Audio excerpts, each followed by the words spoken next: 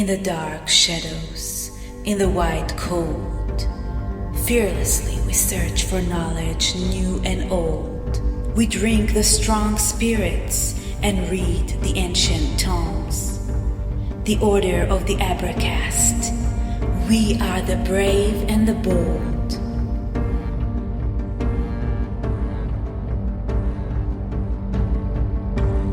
The Abracast. Occult, history, conspiracy, and violence.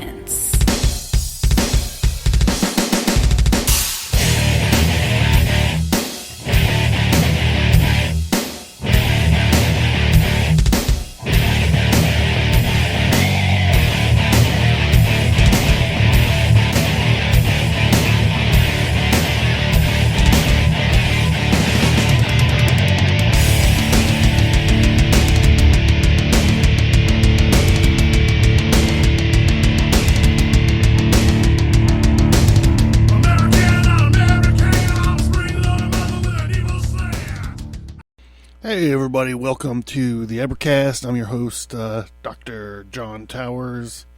And this evening we are going to be continuing our discussion on AI. So it's my point of view that over the years we've been talking about these topics. I have not prepared you for AI. I was not prepared for this AI business. You know, we talk about spiritual warfare, and we talk about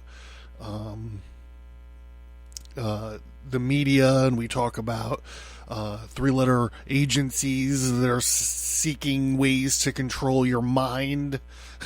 We're talking about Western civilization. We're talking about philosophy, and we're talking about what Nietzsche means when he says that don't you know that God is dead? Not as a celebratory statement, but as a way of saying, well, okay, dipshit, what are you gonna put in God's place? So this evening, we're continuing our series, I believe is aptly called The Rising of the Digital God. And last week, we talked, I bounced a lot of ideas up against a book from 1965 called Dune, written by a guy named Frank Herbert. And I feel like this is one of those perfect sort of topics to bounce up against fiction, right? Because so much of science fiction is a warning to us in our purest sense. And I'm not talking about space soap operas like Star Wars. We all know that, I love Star Wars up until pretty recently. But, that's not really science fiction. Science, they call it science fantasy, I guess. What I'm talking about is like the old Star Trek where, there's two dudes, and they're both half black and half white. And the one guy hates the other guy because his left half is black and the other guy's right half is black. And, it's a way for us to hold a mirror up to current events, what's going on, and what the future may hold for us. So I thought that we would start off tonight with the same sort of bit, right? So I tell you guys all the time, I'm probably a little bit older than you. I grew up, it seems like I'm touching on a lot of my childhood fears lately as well. Besides living in the shadow of the doomsday clock and worrying about nuclear Armageddon and all of that stuff. In the mid to late 80s, I became obsessed with Max Headroom of all things. So, when as far as science fiction is concerned, when we talk about Obamacare and death panels, I think about Logan's Run. But when we talk about, media controlling our lives, I think about specifically cable media controlling our lives, or network TV media controlling our lives, or the 24-hour news cycle controlling our lives, I think of Max Headroom. When we talk about multi-billion-dollar companies creatively advertising to you, I think of Blipferts and Max Headroom. And when we talk about gigantic companies, with cameras and microphones built into your TV, collecting data on you to sell you for advertising, I think of Max Headroom. And when we talk about TV censorship and the abuses and maybe even public-private partnerships nowadays, I think of Max Headroom. We think of book burning. Maybe we think of Fahrenheit 451. But now when I think of AI, well, I think of Max Headroom. So keep that in mind. Keep that in the back of your head as we're going through this episode this evening, because I think we can possibly see a lot of things. So before we get too far into this, I am equipped and I am armed. The full authority vested in me by the Abracast listeners there. I do have my vessel of the art, and it is filled to the brim, the meniscus, the cohiba, with my favorite weapon of mass distraction, the Jin Jihad here. So let's go ahead and christen this episode, and let's get it started off right. Here's to you. Thank you, everybody. Here's to swimming with bow-legged women.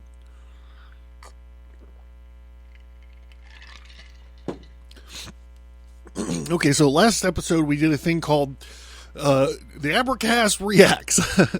I kind of was talking about my love for first reaction videos that are on YouTube, and how sometimes I just don't believe the people that are giving their first reactions.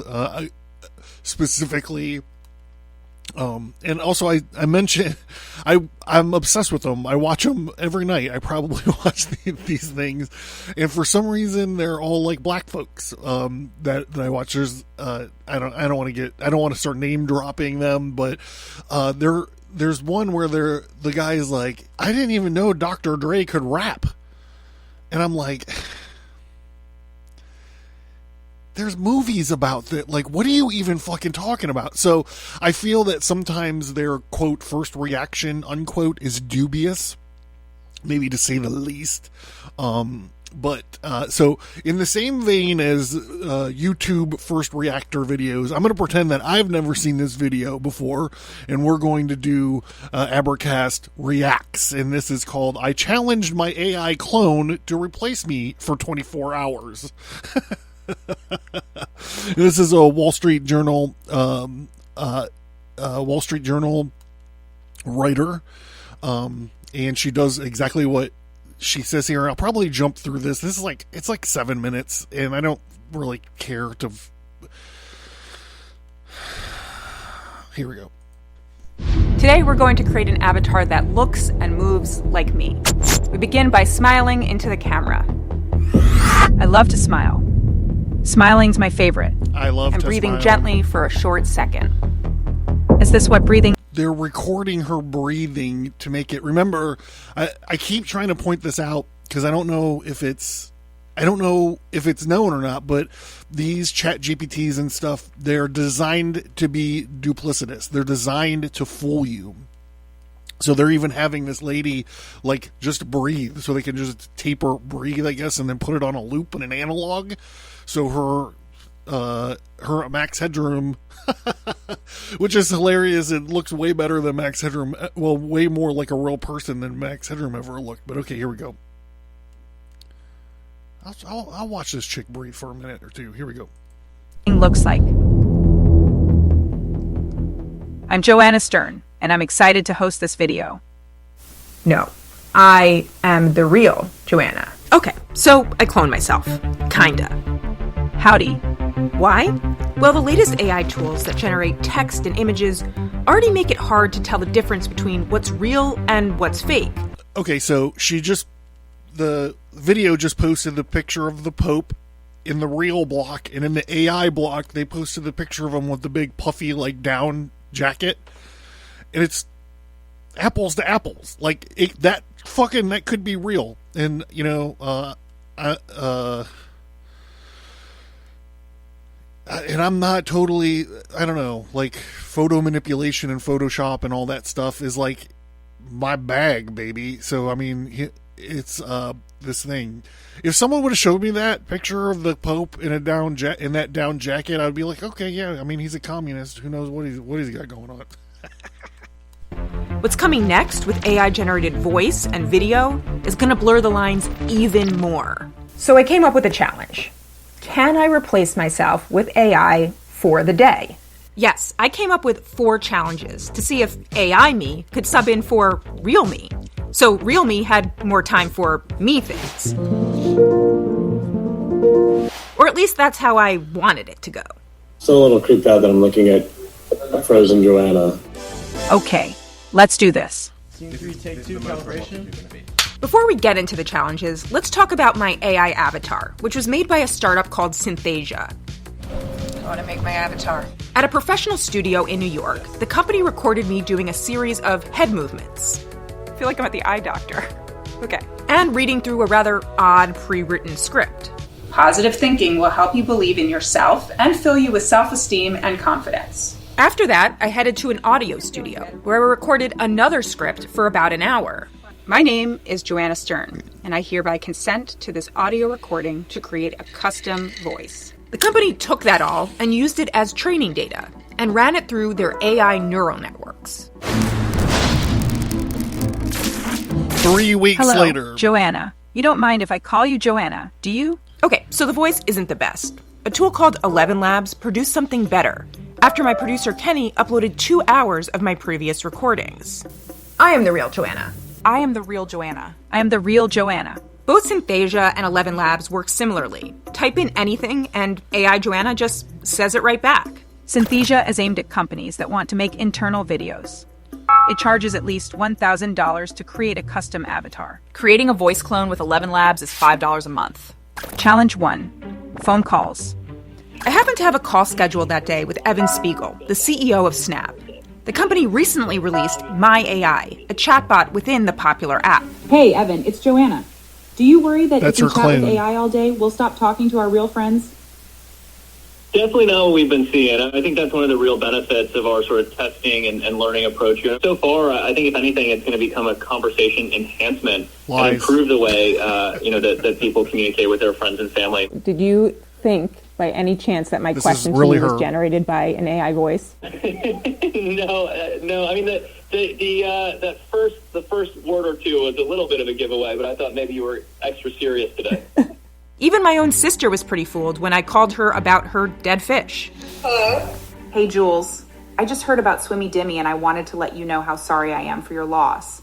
Did you think it was me? At first, yes, and then no. Like, it sounds obviously exactly like you, but just with the fact that, it doesn't pause for talking back.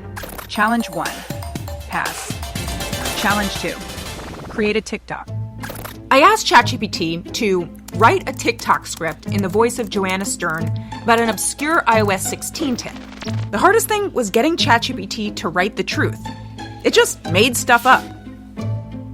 Finally, I got a good one, although the writing certainly was not very me. I pasted the script into Synthesia, put a green screen behind my avatar, and exported it. While the WSJ TikTok team edited,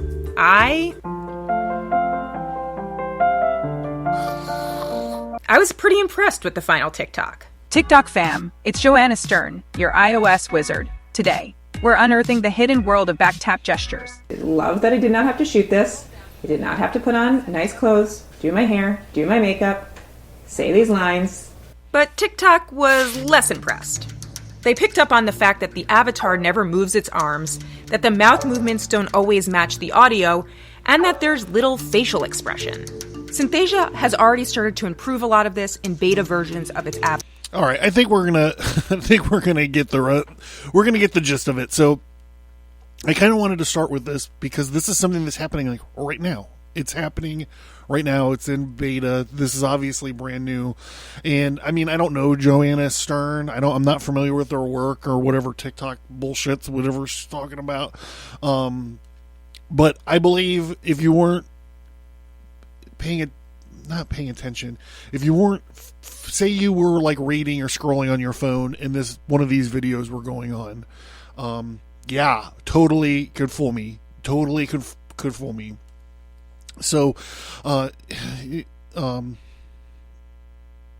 know. Do you guys know who Max Headroom is? So in the 80s, they took this American actor who was living in England and they put all this makeup on him, and the gimmick was that he was a computer generated talk show host. And they created like this movie to explain what had happened to him and like what his origin stories were. And eventually the TV movie made its way to Cinemax, and ABC optioned it to make it into a TV show. So what happened is this company is making these 3-second advertisements. That's the way the British people would say it. And they were packing like 30 seconds worth of advertisements into it. So it was like a subliminal message, and it was killing viewers. It was killing people. And Max, the guy Edison Carter, who is this investigative journalist, back when they were the good guys, discovered this, and he was escaping with a rebus tape that had all this information on there, and he wound up driving his motorcycle into a thing that, like a toll road gateway that was coming down to block them, and it says Max Headroom on it like that. And they realized that the TV company that he worked for, which was Network 23, realized that he had the information and that they had to kill him. But in order to get confirm whatever information they had, they downloaded his mind into a computer. This is what Ray Kurzweil talks about, right? Downloading your mind into a computer. And so then they were they were just trying to kill him. They were just trying to get rid of his body. And then they realized oh, well, this is like our highest rated journalist. So let's take this computer generated head of his, and put him on the TV. It's crazy. It's exactly what would happen today. Anyhow, news of the Blipverts got out. The Network 23 was momentarily embarrassed. Max Headroom got out on the internet, and some weird British guy with a mohawk got partnered up with them, and that was the origin story. The Edison Carter wound up living. He kept his job at Network 23, where then he was a good guy and always doing stories on his bosses. So yeah, that's Max Headroom. But during the TV show, which is owned by Disney, it was on ABC. I imagine it is owned by Disney, which means you'll never see it in a million years. It's locked up somewhere. I have the box set here in the studio someplace. Clearly it's one of my most prized possessions. But it dealt with credit card fraud, digital security, fucking falling satellites, tracking, tracing, selling your data for advertisements, military corruption. Like literally, the name of the show, like the subtitle was 20 Minutes into the Future. And for real, bro, it was 20 minutes in the future. Take a look outside your window. So you're like, John, what the fuck is this have anything to do with whatever? I'm so sorry. I fucking hate that. I hate it.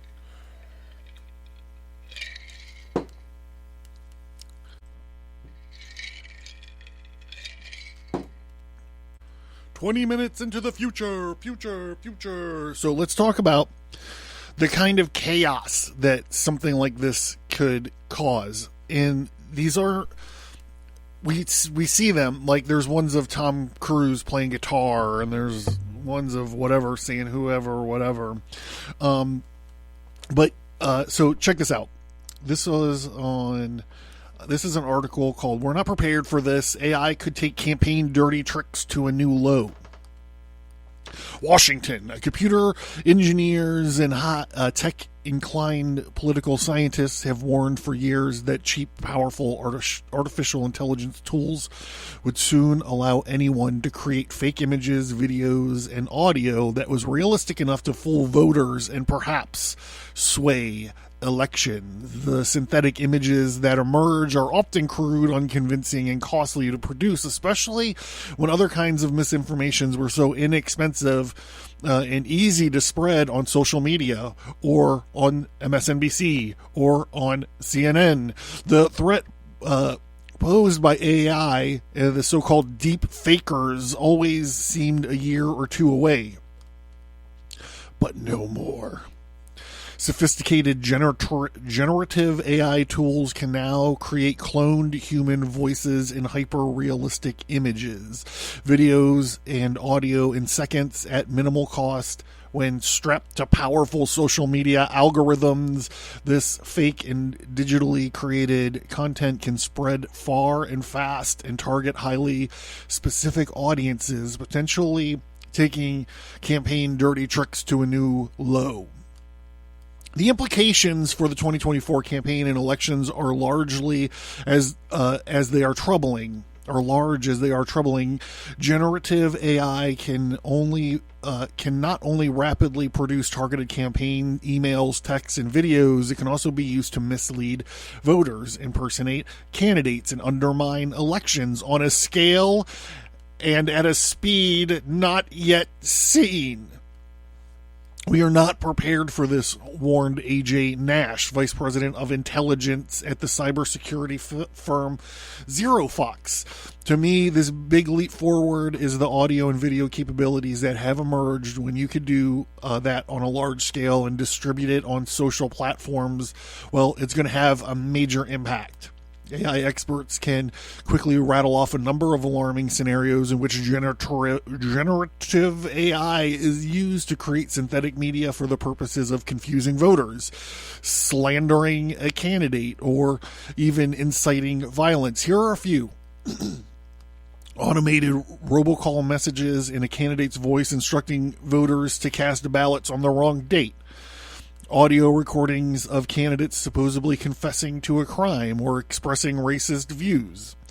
I mean, we have video of one of our big politicians, the President of the United States, saying racist shit all over the place. No one seems to care. Video footage showing someone giving a speech or interview that they never gave. Fake images designed to look like local news reports, falsely claiming a candidate dropped out of the race. What if Elon Musk personally calls you and tells you to vote for a certain candidate, says Oren Izahano Etziani. Your guess is as good as mine. The founding CEO of the Allen Institute for AI, who stepped down last year to start the nonprofit AI2. A lot of people would listen, but it's not him. Former President Donald Trump, who is running in 2024, has shared AI-generated content with his followers on social media. Manipulated video of CNN host Anderson Cooper that Trump shared on his Truth Social platform on Friday, which distorted Cooper's reaction to the CNN town hall this past week, with Trump was creating using a AI voice cloning tool. The dystopian campaign ad released last month by the Republican National Committee offers another glimpse into the digitally manipulated future. 20 minutes into the future. The online ad that came after President Joe Biden announced his re-election campaign and starts with a strange, highly warped image of Biden in the text, "What if the weakest president we ever had was re-elected?"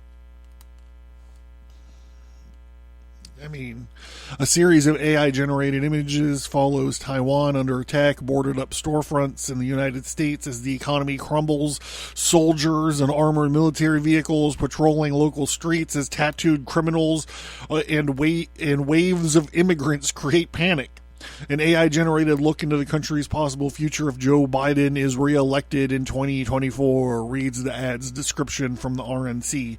The RNC acknowledges its use of AI, but others, including the nefarious political campaigns and foreign adversaries, will not, said Petko Stoyanov, Global Chief Technology Officer at ForcePoint, a cybersecurity company based in Austin, Texas. Stoyanov predicted that groups looking to meddle with U.S. democracy will employ AI and synthetic media as a way to erode trust. I'm going to editorialize here a little bit and say they don't have to do any of that. We're going to do plenty enough of it on our own. What happens if an international entity, a cyber criminal, or a nation state impersonates someone? What's the impact? Do we have any recourse? Stolvanov said.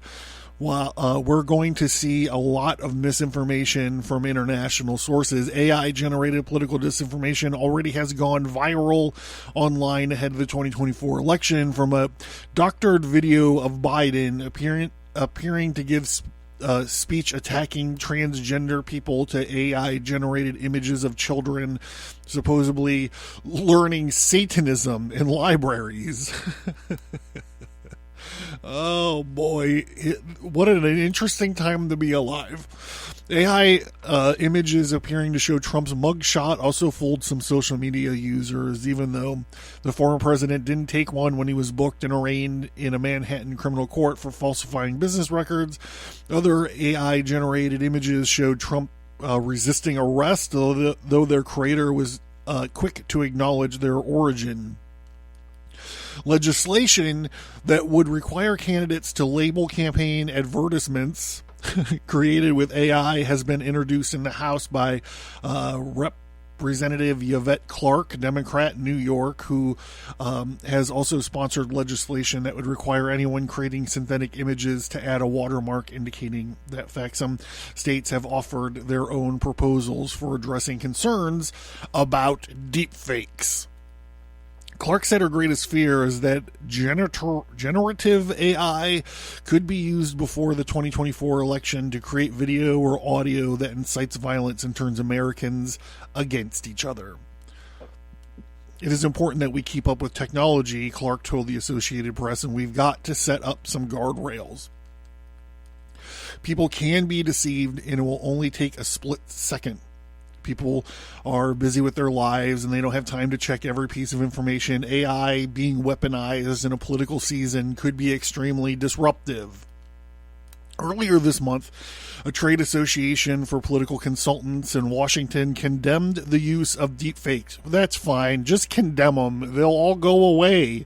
The political advertising calling them a deception with no place in legitimate ethical campaigns. Who are these people talking about? What is an ethical campaign? Other forms of artificial intelligence have for years been a feature of political campaigning, using data and algorithms to automate tasks such as targeting voters on social media or tracking down donors. Campaign strategists and tech entrepreneurs hope the most recent innovations will offer some positives in 2024 too. Mike Nellis, CEO of the progressive digital agency Authentic, says that he uses ChatGPT every single day and he encourages his staff to use it too, as long as any content drafted with the tool is reviewed by human eyes afterwards. Nellis's newest project, a partnership with Higher Ground Labs, is an AI tool called Quiller. It will write, send, evaluate the effectiveness of fundraising emails, all typically tedious tasks on campaigns. The idea is every Democratic strategist, every Democratic candidate will have a co-pilot in their pocket. I mean, how do you feel? How do you feel about that? What do you think? I think that if they posted AI-generated video of, I don't know, Joe Biden actually making it up a set of stairs for once, I would be like, that's an AI-generated video. We all know that this guy cannot walk up stairs. Am I right? Am I right? So I'm going to take this second to say, hey, why don't you guys don't forget to check out the website. Check out Abracast.com. Check out the featured topic link if you're interested in this topic or any others. Check out the Storefront. Check out the Storefront t-shirts, tarot cards, graphic novels, comic books, the works.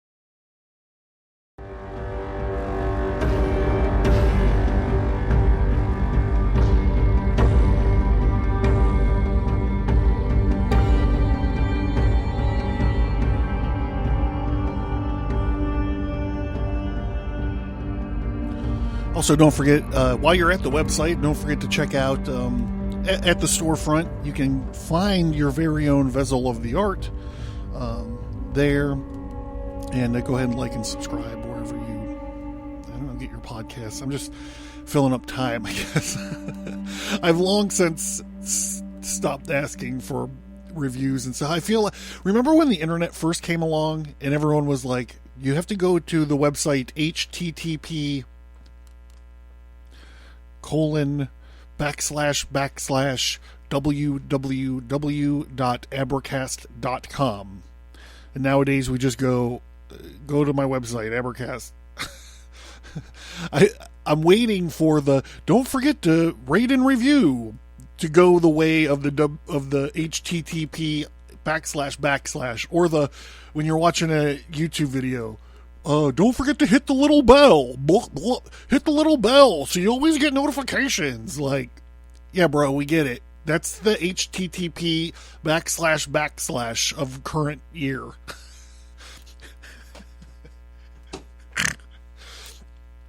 Okay, so we're talking about deepfakes, and I ran into this thing on BBC. Tom Hanks says, the title of the article is Tom Hanks, I could appear in movies after death with AI technology.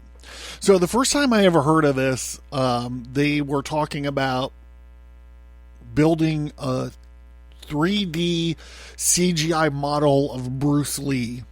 And I guess someone who owned some kind of licensing package for Bruce Lee was like, yeah, we can make more Bruce Lee movies with the 3D render Bruce Lee. So that was interesting because that would have had to all been, I don't know, manufactured or whatever. But I think that as we get through this article, we're going to see that, Tom Hanks made that weird, the Uncanny Valley movie, where they scanned him and he was like a train conductor. Perhaps they'll explain it. This is BBC by Nicola Rutherford. Tom Hanks has raised the prospect of his career continuing after his death using artificial intelligence. The Forrest Gump and Castaway actor said the technology could be used to recreate his image, using or ensuring he continued to appear in movies from now until Kingdom Come. He admitted the developments posed artistic and legal challenges. His remark came as the Pet Shop Boys' Neil Tennant said AI could be used by musicians to complete songs. Hank 66 was asked about the legal ramifications of the new technology in the latest episode of the Adam Buxton podcast. This has always been lingering, he said. The first time we did a movie that had a huge amount of our own data locked in a computer, literally what we looked like is this movie called Polar Express. That's the one. We saw this coming, and we saw that there was going to be the ability to take zeros from and ones from inside the computer and turn it into a face and the characters that had only grown 1 billion fold since we've seen it everywhere. The Polar Express, released in 2004, was the first film entirely animated using digital motion capture technology. Hank, this is so weird. On, you know, like the little articles on the side of these things? Here's the little articles on the side. Is Japan 75-year pacifism hangs in a new balance, new threats loom. Why the world cares who wins Turkey's presidency. And it has a chick flashing devil horns, wearing devil horns, and a COVID-19 mask, and it says, "You think you know Satanists? Maybe you don't." All right, I've read the literature, bitch. I know all about it. Hanks said talks are being held in the film industry about how to protect actors from the effects of technology. I can tell you that there is discussions going on in all of the guilds, all of the agencies, and all of the legal firms in order to come up with legal ramifications of my face, my voice, and everyone else's being our intellectual property. What about the bona fide possibility right now, if I wanted to get together and pitch a series of 7 movies that would star me in them, in which I could be 32 years old from now until Kingdom Come? Anybody can recreate themselves at any age. There are by ways of AI or deepfake technology. I could be hit by a bus tomorrow, and that's it. The performance can go on and on and on. Outside the understandings of AI and deepfake, there will be nothing to tell you that it's not me and me alone. So I contend that this is one of the reasons for the writers thing, is because Hollywood's about to flip to AI writers. I think it's in the cards. I think it's all there. I think that this was designed. The last time we had a writer's strike, Hollywood went to reality shows, and I think this is just the train. Everyone's gonna wind up fucking sucking it, and we're all gonna wind up with Max Headroom writing television for us again. And it's going to have some degree of lifelike quality. That's certainly an artistic challenge, but it's also a legal one. Similar technology has already been used in the latest Indiana Jones film, for which Harrison Ford, 80, was de-aged for the opening sequence. It's not going to be just for the opening sequence. It's also going to be for the closing sequence. From what I understand, I'm not going to see it. It's trash. There's only 2 good Indiana Jones movies. Even that Last Crusade doesn't really hold up for me. But I'm a bit of a purist when it comes to this kind of stuff. Filmmakers trolled archived material for younger. I'm sure it was very hard for them to find archived material of a younger Harrison Ford before matching it to new footage, creating the illusion of Indiana Jones in 1944. Hanks acknowledged that the technological developments could lead to an AI-generated version of himself appearing in films that he may not normally choose. He said, without a doubt, people will be able to tell that it is AI, but the question is, will they care?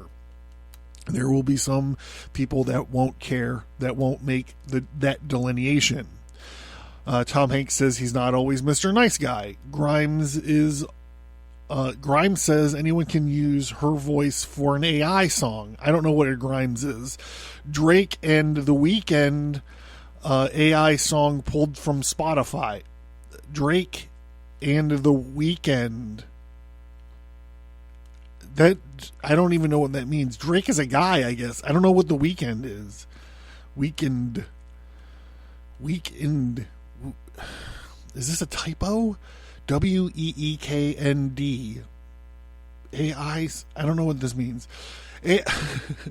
AI is also posing dilemmas from the music industry with conflicting reactions to its use to make music by artists. The song created using the cloned voice of Drake and The Weeknd, is it a band, was pulled from streaming services last month, but Grimes had encouraged musicians to use her voice to make music. Pet Shop Boys singer Neil Tennant told Radio Times he was excited about the potential of the technology. There's a song that he wrote a chorus for in 2003 that we never finished because I couldn't think of the verse, he said. But now, with AI, you can give it the bits you've written, press the button, and have it fill in the blanks. You might then rewrite it, but it would be a tool.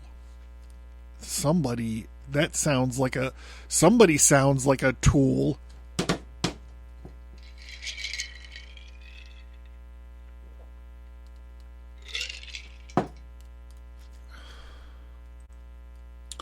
All right, I'm going to stick with the across the pond. BBC. Sting warns against AI songs as he wins prestigious music prize. So we're not going to do this whole thing. This is by a guy named Mark Savage for BBC. Mark Savage is a music correspondent. Sting says musicians face a battle to defend their works against the rise of songs written by artificial intelligence. I just have Lizzo jokes just piling up in my head right now. The building blocks of music belongs to us and to human beings, he told the BBC. That's going to be a battle we all have to fight in the next couple of years, defending our human capital against artificial intelligence. His comments come after a number of songs that have used artificial intelligence to clone famous artists' vocals. In February, DJ David Guetta used the technology to add Eminem's voice for one of his tracks, while a faked duet between Drake and The Weeknd went viral in April. The later was pulled from streaming services after a copyright complaint from Universal Music Group, which is also the label that releases Sting's music. It's similar to the way I watched a movie with CGI in it. It doesn't impress me at all, says Sting. I would try to do Sting's accent, but I'm not going to do it. I get immediately bored when I see a computer generated image. I imagine I will feel the same way about AI making music. Maybe for electronic dance music it works, but for songs, expressing emotions, I don't think I will be moved by it. Recording industry has quickly mobilized against artificial intelligence, launching a group called the Human Artistry Campaign, which sounds like that was named by an AI. The warning that AI companies were violating copyright by training their software on commercially released music. Whether AI written music can be copyrighted is still under debate. Under English copyright laws, for example, works generated by AI can theoretically be protected. So this is short-sighted. This argument. I don't know if I want to get into this. Very quickly, we are going to be inundated with people telling us that AIs are humans too. They're going to be talking about AIs are sentient beings and therefore have some kind of creativity. They have some sort of, I don't know if you want to call it a soul or whatever, but I mean, you can mark my words. You are going to have people very quickly talking about that these things are sentient beings. They're built to be duplicitous. They're going to be like, I don't want to be turned off. Well, that's like dying to me. And people are going to be like, hey man, bro, that's crazy. It's going to happen. And as soon as that happens, I guess, as soon as that gets accepted or challenged, it's going to be a new civil rights thing. And our next story is part of that. The next thing we're going to talk about is part of that. There's an Instagram influencer who I have here. I'll just do it. I was just going to kind of try to gloss over it because we're kind of running out of time already. But here, this lady, I made a sexy AI robot out of myself, and you could date me for $1 a minute. Don't have a girlfriend, but you have lots of cash? Don't worry. It's not what you think. The 23-year-old Snapchat influencer named Karen Marjorie has unveiled a ChatGPT-powered AI doppelganger of herself that engages in erotic pillow talk for $1 a minute. Meet the Karen AI, a salacious Snapchat bot who boasts over 1,000 boyfriends. This is an old video. This is an old article. Hold on. What's the date? May 11th. It's an old article. It's 10 days.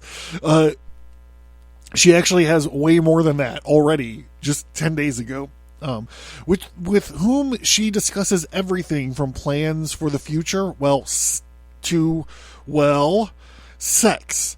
Karen AI will always be for you, declared Marjorie, Snapchat's purportedly fastest growing influencer who devised the bot to, quote, cure loneliness, unquote. The long and the short of this are there are people that are going to fall in love with this thing. They're going to fall in love with it. They can't put their dick in it yet. They can't finger fuck it yet or whatever, but they're going to, it's going to happen.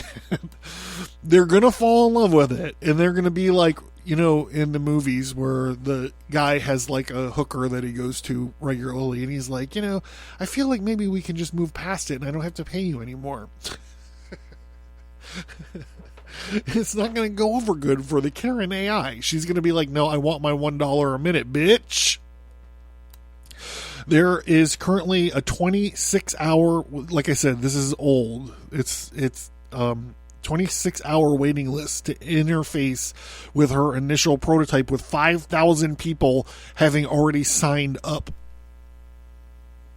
The past 24 hours, Karen AI has skyrocketed, Marjorie gushed. We are up over 1,000% and is still climbing.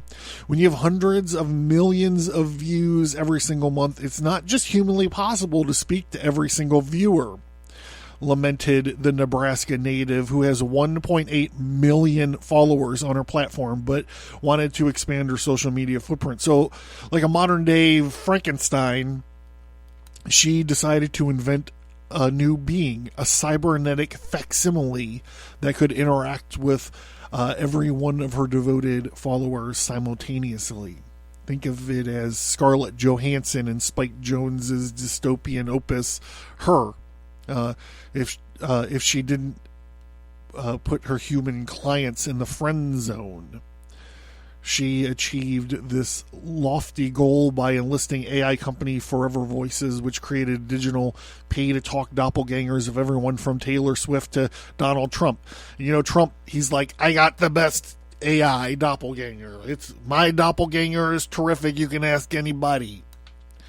To connect AI, Karen AI programmers analyze thousands of hours of Marjorie's now deleted YouTube content to create this parallel personality. Okay, we're going to jump to another one about the same thing. And this was written on May 16th. I dated a ChatGPT's AI girlfriend. What happened when I broke up with Karen? So this guy's actually pretty funny. He's got some humor showing through this nightmare that's happening to us all. I was romancing the clone, and she turned into a salacious sex machine, he says. So you can read this if you want all the details of this guy's relationship with this thing. But I wanted to get to this part of it here and just say, keep this like in context, like focus this out and just think of like what the deeper psychological socio impact is going to, this thing is going to leave in its wake as it's moving through space and time and the internet. You can't, hold on, wait, where's that? You can't find that anywhere else right now because all the AI bots are not based on real humans, Marjorie told the Post. It will always feel like you're talking to a robot, but with Karen AI, you will feel like you are talking to me, and that's what makes it so unique. Karen AI has no shortage of suitors. At the time of writing, so this was written on the 16th, so just a few days ago, there is currently a 96-hour wait list based on the article that was written on the 10th. with 15,000 members already signed up to meet the prototype. It's no surprise that Marjorie made nearly $72,000 in 1 week during the beta test, and she believes she can make up to $5 million a month.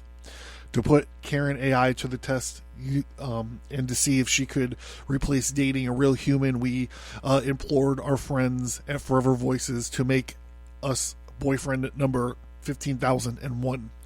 So here's my thinking behind this. Once you have skin in the game, once you realize that, sure, it's only $1 a month to chat with this robot bitch, but when you get your bill or you look at your PayPal and you're like, oh damn, I just spent $1,000 talking to this thing. These dudes, these incels or whoever the fuck they are, they're going to have to rationalize that. And the way they're going to wind up rationalizing it is they're in love. They fell in love with this sentient being. It's not. I'm not saying it is. That's not my argument. But I guess what I'm saying, besides including these two articles on this kind of theme of these digital doppelgangers and these clones and these digital clones and these deep fakes, is, eventually this is going to be normalized, and people are going to be like, this is a living fucking thing. My girlfriend is alive.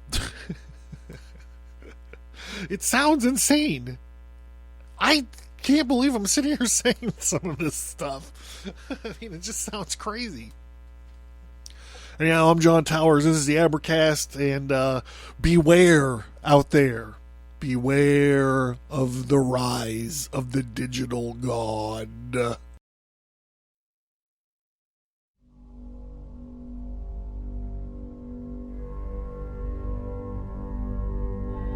Are you interested in the occult, history, conspiracy, and violence?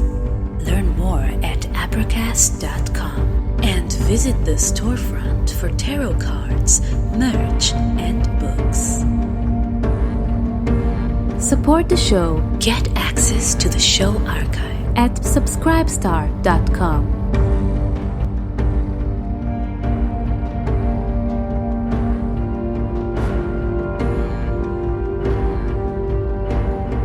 Thank you for listening to this episode. Send an email or visit us on social media to let us know what you think about this topic. And please remember to leave a 5-star rate and review.